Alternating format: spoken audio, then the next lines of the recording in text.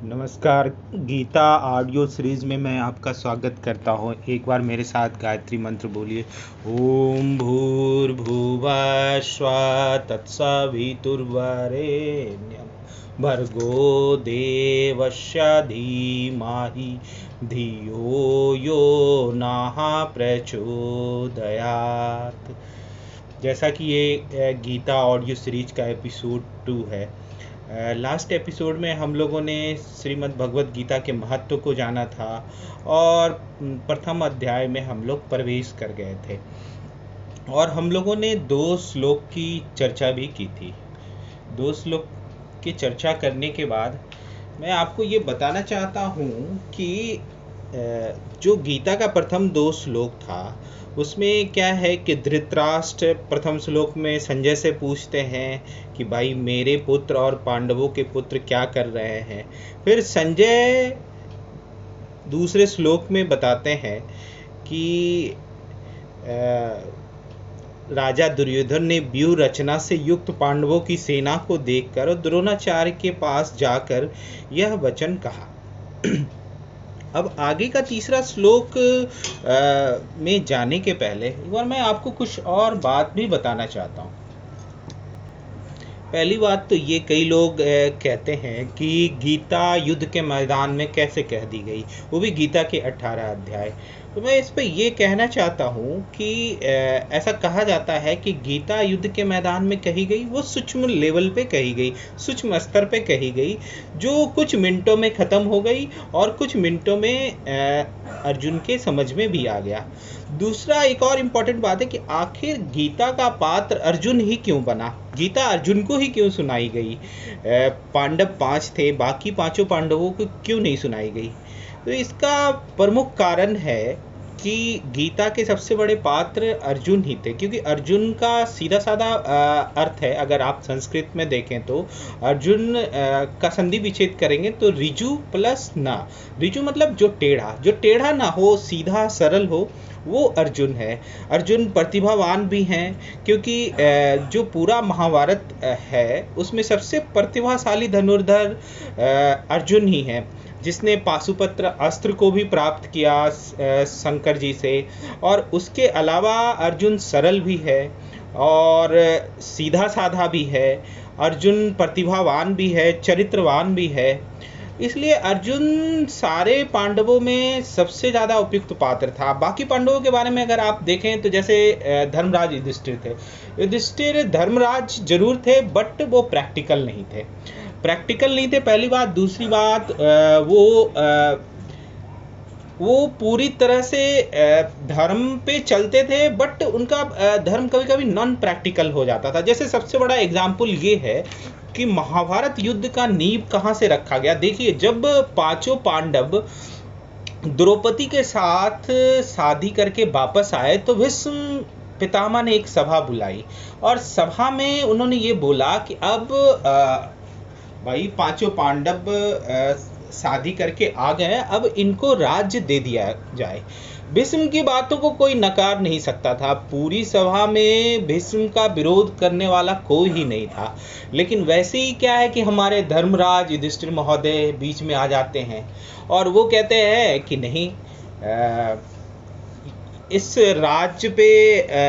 राज्य पे क्या है कि आधा जो राज्य का हक है वो धृतराष्ट्र के पुत्रों का, अर्थात दुर्योधन और उसके भाइयों का भी है। बस यहीं से महाभारत की नींव पड़ जाती है। इसलिए युधिष्ठिर इसके पात्र थे नहीं। दूसरे नंबर पे भीम आते हैं। भीम को अपनी शक्तियों पे बहुत ज़्यादा अभिमान था। भीम क्या पूरी तरह से सरल नहीं कहे जा सकते हैं, शक्ति संपन्न भी थे और अपनी शक्तियों पे अभिमान भी था। और उनके मन में ये बात थी कि वो अकेले ही पूरे महाभारत युद्ध को ख़त्म कर सकते हैं, तो वो भी इसके पात्र नहीं थे। और अर्जुन तो पात्र हैं ही। उसके अलावा नकुल सहदेव थे। नकुल सहदेव सीधे थे, सरल थे, लेकिन लॉजिकल नहीं थे। देखिए, अर्जुन क्या है, बिल्कुल लॉजिकल है, और लॉजिकल मतलब तार्किक। जगह जगह आप पूरे गीता में देखेंगे, जगह जगह वो प्रश्न पूछ रहे हैं, जगह जगह तर्क कर रहे हैं। अर्थात जैसा कि कहा जाता है कि हमारा धर्म पूरी तरह से लॉजिकल है, जो आज फैलाया जा रहा है कि हम मतलब पुरानी परंपराओं पे चल रहे हैं, इलॉजिकल चीज़ों को मान रहे हैं, बट ऐसा नहीं है। हमारा धर्म पूरी तरह से लॉजिकल है, और लॉजिकल और सीधा साधा होने के कारण ही अर्जुन इसके पात्र भी हुए गीता सुनने के।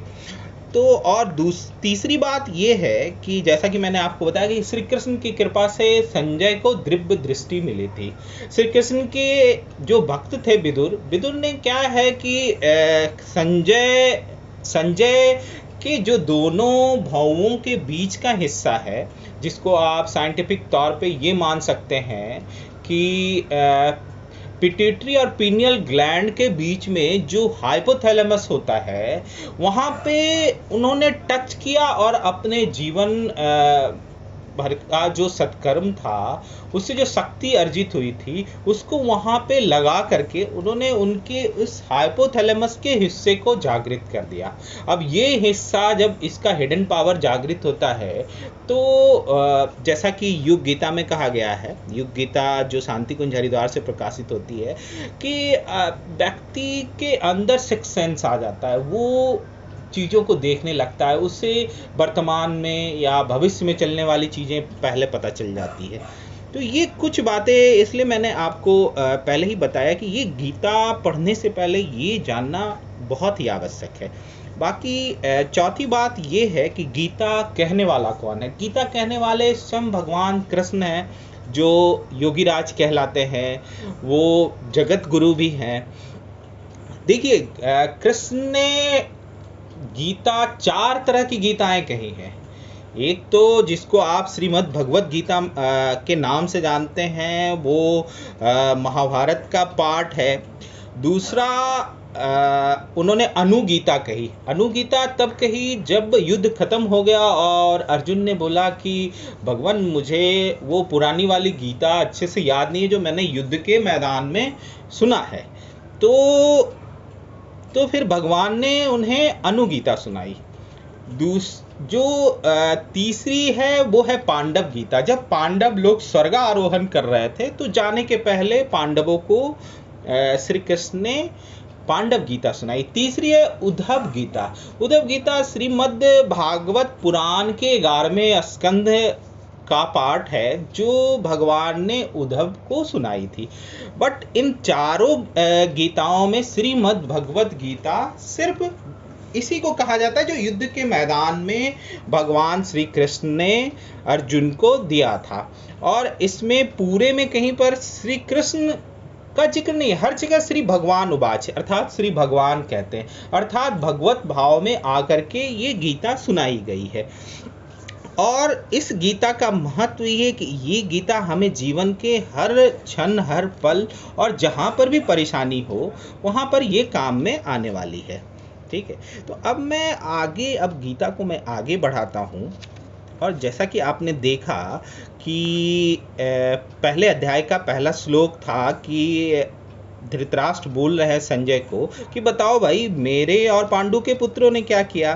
फिर संजय बताते हैं कि भाई दुर्योधन ने पांडवों की सेना को देख करके द्रोणाचार्य के पास जा करके ये वचन कहा। क्या कहते हैं सुनिए। पश्यताम पांडु पुत्राणाम आचार्य महितं चमुम व्यूढ़ाम द्रुपद पुत्रेण तव शिष्येन धीमता। देखिए, इसका संस्कृत काफ़ी सरल है। आप अगर तोड़ करके पढ़े तो बहुत ही पढ़ने में भी सरस और सरल लगेगा। अभी देखिए, पश्यताम पांडुपुत्राणाम आचार्य महतिम चमुम। हे आचार्य, आपके बुद्धिमान शिष्य द्रुपद पुत्र अर्थात दुर्योधन जा करके किसको बोलते हैं? द्रोणाचार्य को बोलते हैं। आपके बुद्धिमान शिष्य द्रुपद पुत्र धृष्टद्युम्न द्वारा व्यूहाकार खड़ी की हुई पांडु पुत्रों की इस भारी सेना को देखिए। देखिए, यहाँ पर भी बहुत इम्पोर्टेंट है कि आखिर सबसे पहले दुर्योधन ने द्रुपद पुत्र धृष्टद्युम्न का ही नाम क्यों लिया? क्योंकि धृष्टद्युम्न को ये दैवी आशीर्वाद प्राप्त था कि उनका जन्म द्रोणाचार्य की मृत्यु के लिए ही हुआ है। पहला बात। दूसरा बात कि द्रोणाचार्य और द्रुपद के बीच, राजा द्रुपद के बीच भारी शत्रुता थी, तो द्रोणाचार्य के अंदर रोष और गुस्सा भर जाए, इसलिए उन्होंने ऐसा दुर्योधन ने बोला। अब आगे देखते हैं चौथा से छठा श्लोक में क्या है। अत्र सूरा महेश्वासा भीमा अर्जुन समायुधि युयुधानो विराटश्च द्रुपश्च महारथा दृष्टकेतुश्चेकिताना काशीराजश्च वीर्यवान् पुरुजित कुन्तिभोजश्च शैवश्च नरपुंगवा युधामनुश्च विक्रान्ता उत्तमौजाश्च वीर्यवान् सौभद्रो द्रौपदेयाश्च सर्व एव महारथा। दुर्योधन आगे बताते हैं, इस सेना में बड़े बड़े धनुषों वाले तथा युद्ध में भीम अर्जुन के समान सूर्यवीर सात्यकी और विराट तथा महारथी राजा द्रुपद, धृष्टकेतु और चेकितान तथा बलवान काशीराज, पुरुजित, कुंतीभोज और मनुष्यों में श्रेष्ठ सैव्य, पराक्रमी युधामन्यु तथा बलवान उत्तमौजा, सुभद्रा पुत्र अभिमन्यु एवं द्रौपदी के पांचों पुत्र, ये सभी महारथी हैं। अगला 7वें श्लोक में बोलते हैं, अस्माकं तु विशिष्टा ते तान्निबोध द्विजोत्तमा नायका मम सैन्यस्य संज्ञार्थं तान ब्रवीमि ते। हे ब्राह्मण श्रेष्ठ, अपने पक्ष में भी जो प्रधान हैं उनको आप समझ लीजिए। आपकी जानकारी के लिए मेरे सेना के जो सेनापति हैं उनको बतलाता हूँ। देखिए, ये जो अध्याय है इसमें पहले दुर्योधन बताते हैं कि भाई हमारे सेना के कौन कौन सेनापति हैं, और पांडवों की तरफ का तो उन्होंने विवरण दे ही दिया। उसके बाद क्या है कि ये अर्जुन कृष्ण को आगे बोलता है कि भाई मुझे भी बताइए कि यहाँ कौन कौन है, लेकिन वो दुर्योधन की तरह नहीं पूछते हैं। वो अर्जुन तो जानना चाहते हैं, प्रत्येक चीज़ों में वो लॉजिकल है, वो देखना चाहते हैं कि भाई मैं जिनसे युद्ध करने वाला हूँ वो कौन कौन है। लेकिन कृष्ण जो है वो बहुत बड़े साइकोलॉजिस्ट है। वो क्या है कि पहले हाई लेवल का विषाद उनके अंदर उत्पन्न करना चाहते हैं, जिससे बेहतर युद्ध की पृष्ठभूमि बन सके। मैं इस बारे में आपको एक छोटी सी कहानी बताना चाहूँगा। वो कहानी है महाभारत युद्ध की ही, जब अभिमन्यु मारा गया। अभिमन्यु को तो बहुत सारे योद्धाओं ने मिलकर के मारा, लेकिन अर्जुन जयद्रथ के पीछे ही क्यों पड़ गए? क्योंकि जयद्रथ ने मरे हुए अभिमन्यु को पैर से मारा था। पैर से मारने के कारण उन्होंने ये प्रण लिया था कि कल सूर्यास्त के पहले मैं जब तक जयद्रथ का वध नहीं कर दूंगा तब तक पानी नहीं पीऊंगा। तो ऐसा था। तो अब कृष्ण जो उनके सारथी भी थे, सखा भी थे और उनके पथ प्रदर्शक थे जगह जगह, तो उनके मन में भी चलने लगा, अरे ये तो हमारा महाभारत का प्रमुख योद्धा है। तो उनके दिमाग में भी ये बात आई। तो अब क्या किया गया कि जयद्रथ को छिपा दिया गया। कौरवों ने अपनी 11 अक्षौहिणी सेना के मध्य जयद्रथ को छिपा दिया। अब श्री कृष्ण ने देखा कि अरे ये क्या होगा, तो उन्होंने क्या किया, अपना चक्र चलाया और बादलों से सूर्य को ढक दिया। जब शाम होने लगी थी 4 बजे तक, 5 बजे तक, जब जयद्रथ नहीं नजर आया, तो अब लगा कि अब अर्जुन ने भी अपना गांडीव रख दिया था, तो अब तो मेरी मृत्यु है, अब तो मैं पानी नहीं पीऊंगा, अब मैं मरूंगा ही। तो जब श्री कृष्ण ने देखा कि अरे अब तो कुछ करना पड़ेगा, तो अर्जुन ने पूछा कि आप क्या कर रहे हैं? तो वो बोले कि मैं यार माहौल बना रहा हूं, देख आगे क्या होता है। उन्होंने बालों से जैसे ही सूर्य को ढका, वैसे ही कौरवों ने क्या है कि जयद्रथ को निकाल दिया और बोले कि अब भाई अर्जुन, अब तो क्या है कि अब तो गया, अब तो सूर्यास्त हो चुका है, अब तुम्हारा काम खत्म हुआ, अब तो मृत्यु तुम्हारी समीप है। वैसे ही क्या है, श्री कृष्ण ने फिर अपना चक्र चलाया और बादलों को हटा लिया वहां से, सूर्य निकल गया। अब तो बेचारा अर्जुन तो आश्चर्यचकित हो रहा था, लेकिन वो बिल्कुल किम कर्तव्य विमूढ़ स्थिति में था, गांडी वैसे ही बगल में उसके पड़ा हुआ। बोले, अरे अर्जुन अब क्या देख रहा है, उठा गांडीव मार, जयद्रथ तेरे सामने है। तो उसके बाद अर्जुन ने गांडीव उठाया और जयद्रथ को मार दिया। तो ये कहानी हमें बताती है कि देखिए, अर्जुन ने तो जयद्रथ को मात्र मारा, लेकिन उससे पहले सबसे इंपॉर्टेंट होता है माहौल पैदा करना। कृष्ण ने जो बादलों को ढका वो था माहौल पैदा किया, इन्वायरमेंट पैदा किया। तो ये जो अध्याय है, पहला अध्याय ये इसी माहौल पैदा करने के लिए, इन्वायरमेंट बनाने के लिए श्री कृष्ण अर्जुन के अंदर ये युद्ध लड़ने का इन्वायरमेंट बनाना चाहते हैं। भारत को महाभारत बनाने का जो युद्ध था, और उसका अर्जुन प्रमुख योद्धा था। उसी प्रमुख योद्धा को तैयार करने के लिए इतने बड़े युद्ध में, जहाँ पे कई बड़े बड़े महारथियों को गिराना था, युद्ध में मार गिराना था, उसके लिए अर्जुन उसको तैयार करना चाहते थे। इसीलिए उसको पूरी तरह से विषाद में ले जाते हैं। आगे इस अध्याय में हम देखेंगे कि किस प्रकार श्री कृष्ण उनको सेनाओं के मध्य में ले जाते हैं, जहाँ पे उनके बंधु बांधव और उनके पितामह जिनकी गोद में वो खेले थे, उनके गुरु द्रोणाचार्य जिनके अर्जुन मानस पुत्र कहे जाते थे, उनके सामने ले जाते हैं, ताकि जो अर्जुन के अंदर का मोह है वो खत्म हो। देखिए, यहाँ पे दो लोग मोह में हैं, एक तो धृतराष्ट्र है, दूसरा अर्जुन है। लेकिन अर्जुन मोहाकुल है, जबकि धृतराष्ट्र मोहांध है। धृतराष्ट्र क्या है कि बच्चे के मोह में आके गलतियों पे गलतियां करता जा रहा है, अपने बच्चों के अन्याय को भी वो सपोर्ट कर रहा है, जबकि अर्जुन तो अपने संबंधियों को देख करके मोहाकुल हो रहे हैं। तो दोनों में अंतर है। धृतराष्ट्र ने हमेशा मोहवश ही काम किया है, अर्जुन ने ऐसा नहीं किया है। तो ये अंतर हमें समझना पड़ेगा।